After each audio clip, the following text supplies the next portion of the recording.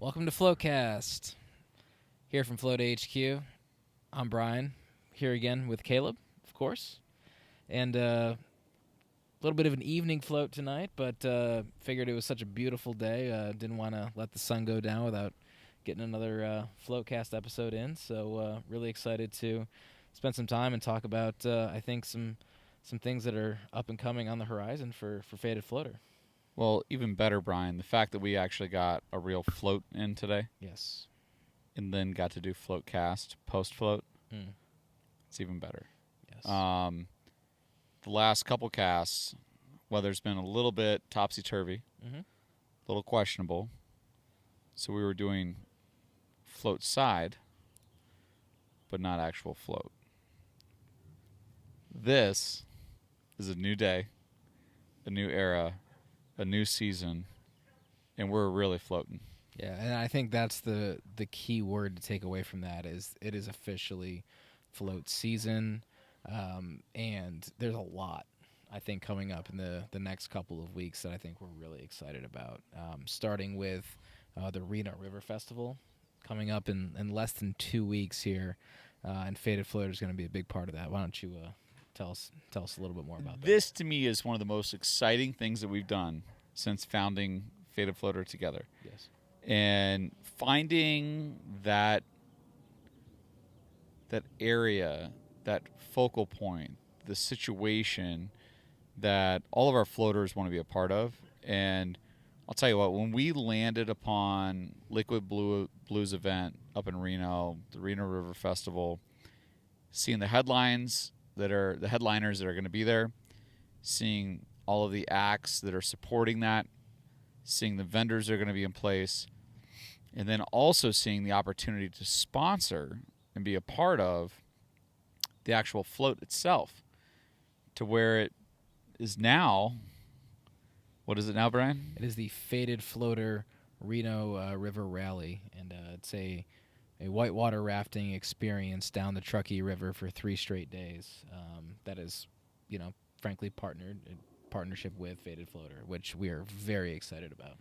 Yeah, and I think one of the coolest things about that Reno River Rally that is even more unique and different is that as you do this rafting experience down the Truckee, which is a cool river to begin with, that goes right through the middle of downtown Reno, it actually drops you in the heart of the festival. Right.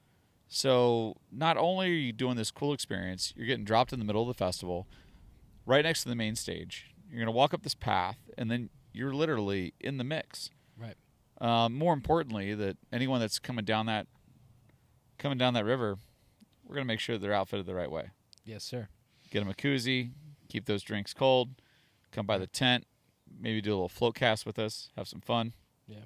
Well, and you speak to Floatcast at the Reno River Festival. I know there's a lot of great opportunities and a lot of great entertainment, not in addition to obviously the festivities that take place at the festival themselves. So, what can we expect out of, without giving it completely away? What can we expect from Floatcast during the Reno River Festival?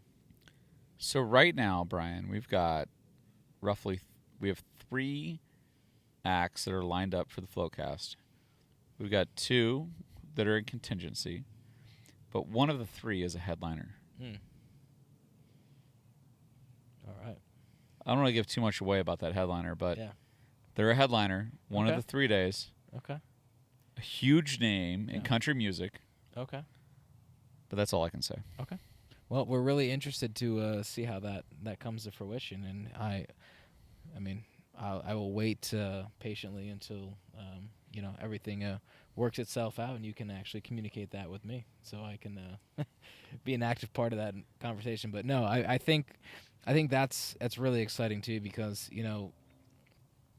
a big part about Faded Floater is really just spreading the word about the lifestyle, right? Spreading the word about what we are, who we are, how we operate. And I think that this festival specifically, with the different acts and the different attendees and vendors, really speaks to who we are and how we want to travel and how we want to grow. I completely agree. I mean, you look at who we've talked to on the Floatcast so far, the areas of the country they've been, where they've grown up, how they've interacted with floating, and all these things.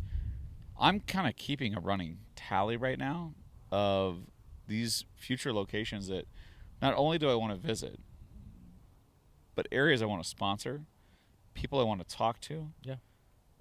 Like opportunities of engagement, like all of these things I think are really important to not only what we embody as the founders of Faded Floater, but also really what our constituency wants to see. And when you really break that down, the only thing we care about is how can we provide opportunities to find better opportunities to float. Right. And to do cool things and be with cool people and enjoy great lifestyles. That's it.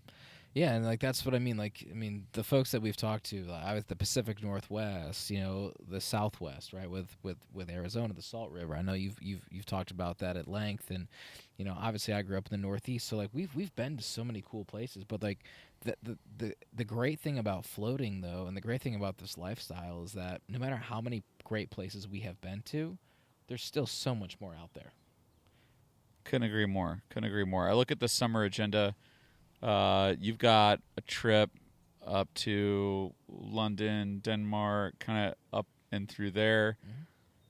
We got Reno. We've got Bend, Oregon. We've got some additional stuff here in Vegas. Probably going to wind up down in Havasu. Got some Lake Mead casts already lined up. Yeah. With some wake boats out there with some cool people.